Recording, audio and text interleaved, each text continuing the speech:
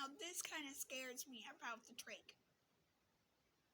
Yesterday and today, like, I breathe around it so good that I actually, when I cough mucus up to cough it out of the trach, I cough it up past the trach into my throat.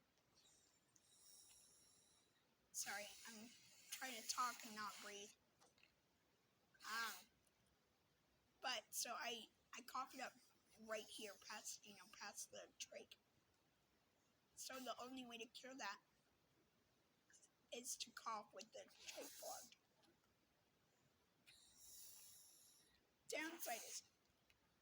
Downside is I cough more mucus up in there.